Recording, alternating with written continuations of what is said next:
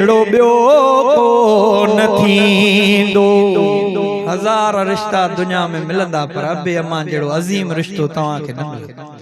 अबे ऐं अम्मा जहिड़ो ॿियो को न थींदो। अबे ऐं अम्मा जहिड़ो ॿियो को न थींदो। अबे ऐं अम्मा जहिड़ो ॿियो को न थींदो। न तिन वांगे कोई बिमाणा मञींदो। अबे ऐं अम्मा जहिड़ो ॿियो को न थींदो। पघर बि वहाए अबो थो कमाए ऐं जी जल बचने खे दिए पई विरहाए। प्यार कंहिंखे न कोई बि ॾींदो। अबे ऐं अम्मा जहिड़ो ॿियो को न थींदो।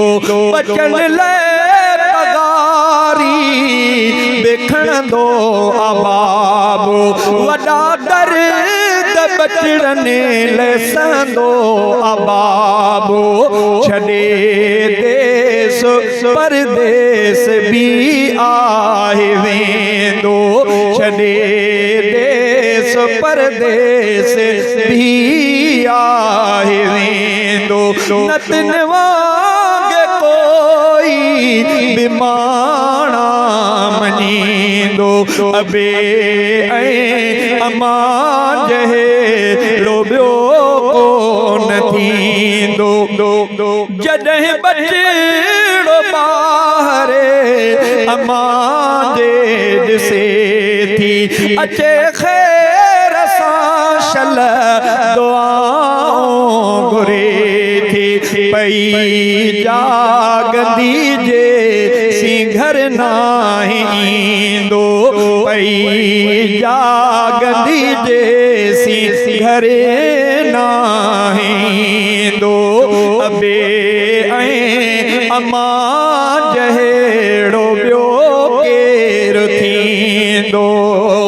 मिठो बाप औलाद जे लाइ कतर अमड़ वण जो पाछो ऐं छांव छपर कंदो जेको ख़िदमत सो जन्नत में वेंदो।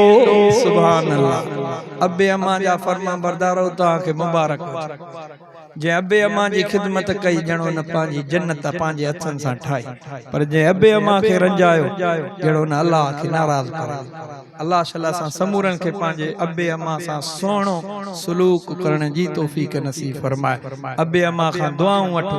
अबे अम्मा जी दुआ बि हिकु नंबर पर अबे अम्मा जी पिट बि हिकु नंबर अथव। अबे अम्मा जा पिटल तव्हांखे दुनिया में दर बदर नज़र ईंदा। अल्लाह से असां सभिनी खे पंहिंजे अबे अम्मा जी फर्मा बरदारी नसीब फरमाए। अबो ऐं अम्मा जे बचन खे सॾने था त पुट प्यारा बचड़ा सॾींदे चवनि था। ईअं मोहबतुनि सां न ॿियो को सॾींदो। ईअं मोहबतुनि सां न ॿियो को सॾींदो। अबे ऐं अम्मा जहिड़ो ॿियो को न थींदो। न तिन वांगे कोई बिमाणा मञींदो। अबे ऐं अम्मा जहिड़ो ॿियो को न थींदो। ए शहज़ादा मूंखां वया बे विछेड़ी ख़ुशियुनि जो